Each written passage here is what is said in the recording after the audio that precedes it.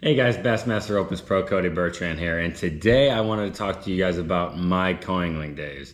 Where I started, where I am now, and everything in between, the steps I took, and hopefully help you guys along a little bit into you getting started into bass fishing and tournament fishing and trying to decide which path you want to go down. So first off, we all come up through life differently. Everyone has a different road they go down. So it's going to be a little bit differently for everyone. Some kids, you get into high school, join a high school fishing team, go off to college.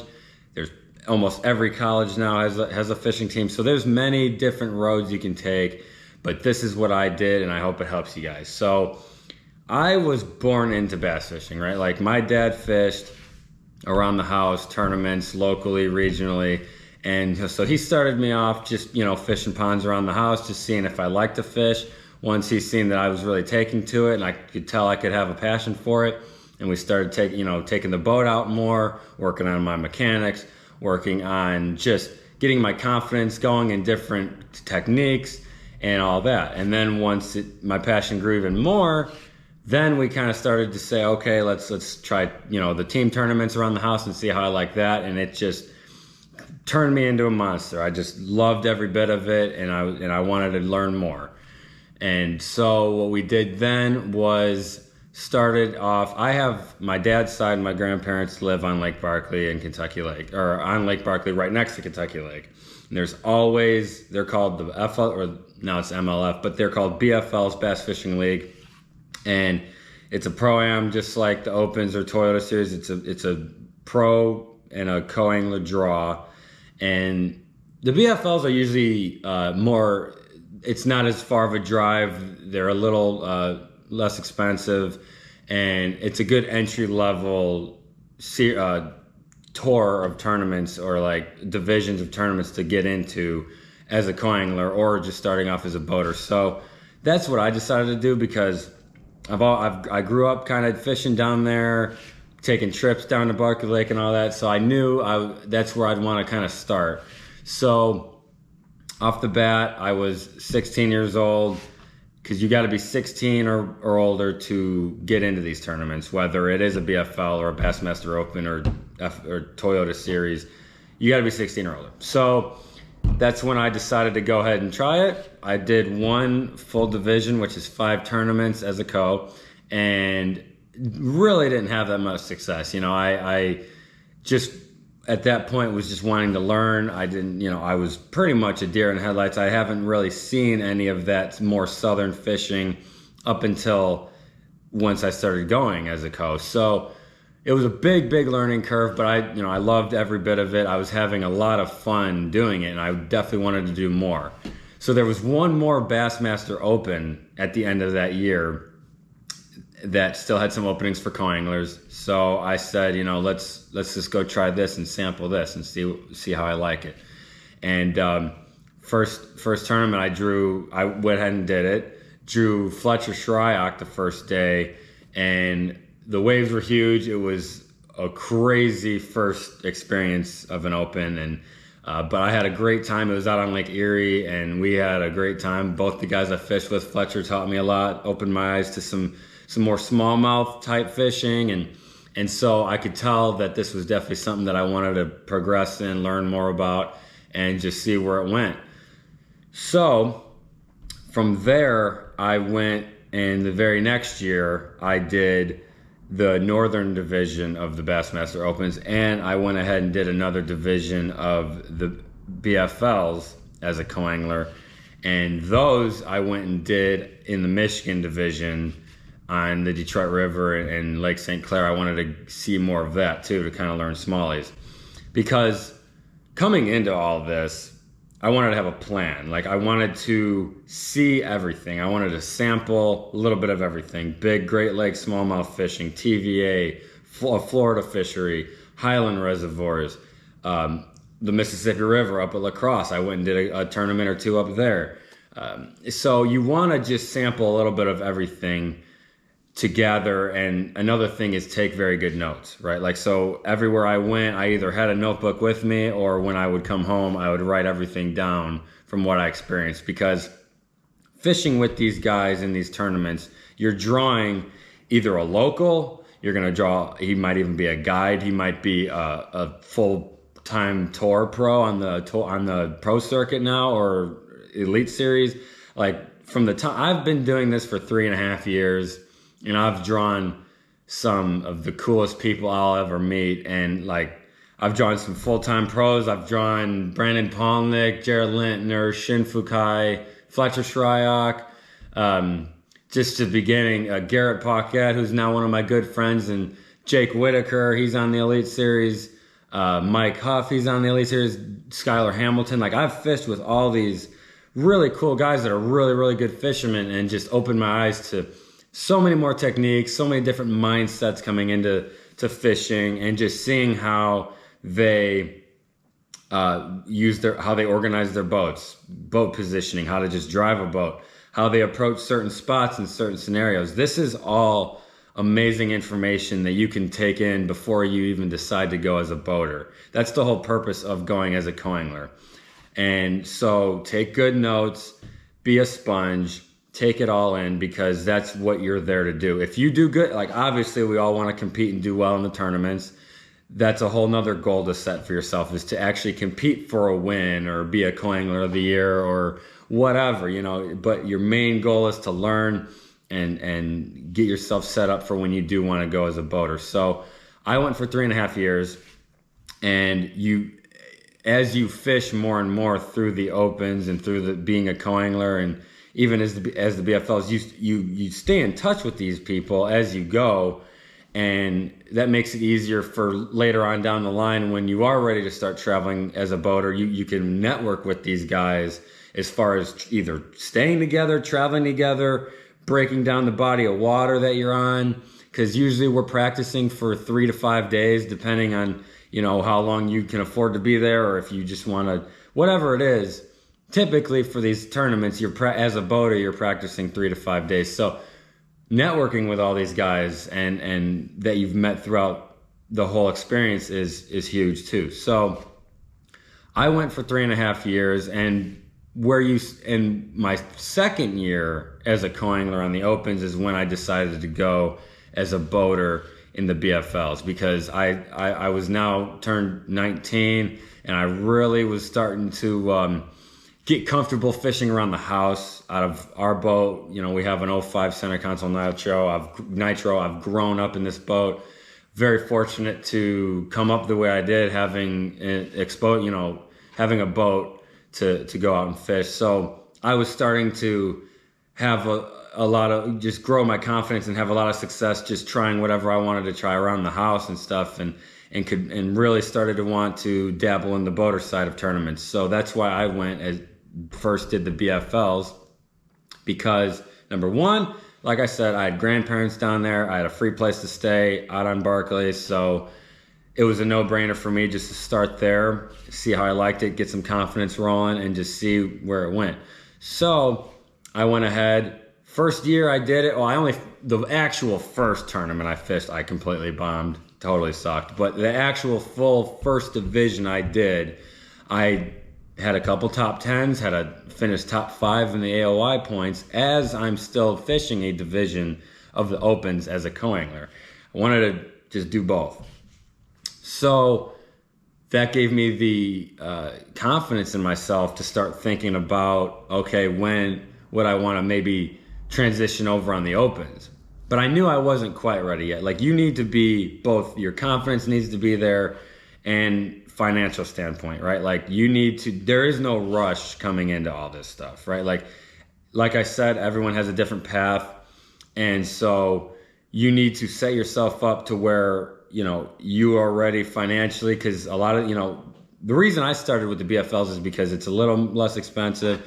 Usually you don't have to drive as far to a tournament. And if you know someone somewhere for free lodging, whatever, like it works different in all different aspects. That's why I said you all come up differently. And so those are two big things, is confidence and your financial standpoint, do what you can afford, right? So after that division was over with, and I, you know, had a good year, and had a very good year on the opens as well, I ended up my first one of the full division that I went as a co-angler. I had a top 10 finish.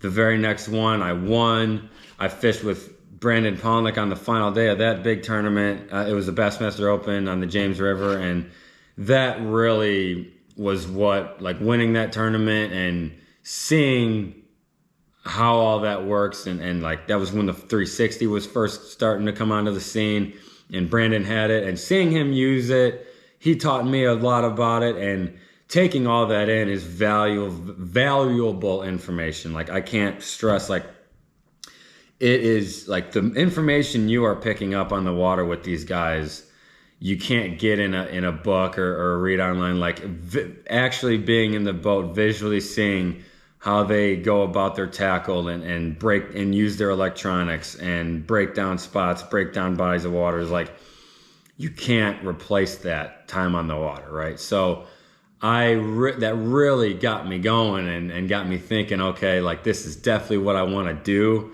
and what else do I have to do to get here? So now, fast forward after a year after that, I am now on my 3rd year as a co-angler on the Opens. And once you spend enough time, this is how I knew, or not knew, but this is how I was really starting to feel like I might be ready to go ahead and try as a boater on the Opens, because I started having success at the regional level and with the BFLs as a boater. So now what I started doing was, okay, in my head as a co-angler, you need to figure out how to catch fish behind people. That's huge. That's a whole nother reason I like to go as a co-angler, because you're learning how to catch fish behind guys and figure out different ways to, trigger different fish that, so it's, you learn little spots within spots. So that's a huge thing as well. The teachers taught me a lot. So now I started going through in my head, I would visualize, okay, like, what would I do if I was in this situation as a boater? What would I do? I was really starting to evaluate the water more, what was happening, different scenarios, and what I thought I would do if I was a boater. Sometimes my boater would go and do it. Sometimes they wouldn't. Like, if we were struggling really bad, having a really slow day, I might, because we're allowed to talk, you and your boater, you're allowed to talk and exchange notes or whatever. You can't really say what you and your boater the previous day did, but you're still allowed to work together and try to figure out how to catch fish. So I would start, throwing out little nuggets of like, okay, well, obviously this isn't working. Maybe have you tried this or have you tried that? And sometimes we would go and do whatever I wanted to, had an idea about. We'd catch some fish. Sometimes, it wouldn't work out. But no matter if you are smashing them or you blank, you're going to take something away from these guys. So that's what I come back to, taking really good notes. So I was playing all these scenarios out in my head, like, what would I do if I was a boater and stuff. And so then after my 3rd year, that's when I decided, okay, if I'm going to do this, I'm going to go ahead and try it, because it was my 3rd year, and I really just, what I did is I didn't go to college. Okay. I started a lawn care business in freshman year of high school. So this is where I want to get into everyone's different entry level of these tournaments, right? So I knew I wasn't going to go to college. I set up a plan to where if I'm going to do this, I need to have a job that's flexible. My schedule, with my schedule, I can, if I need to leave for a week for a tournament, I can go and I can make my own hours, and it just worked out well. Plus, I like being outside. I like working outdoors and just generally being outside. So it all worked for me. But if you have aspirations to go to college and experience that and the fishing teams and learning through that avenue as well, by all means, do not overlook that, because I have a lot of friends that went that route and they loved it, absolutely loved it.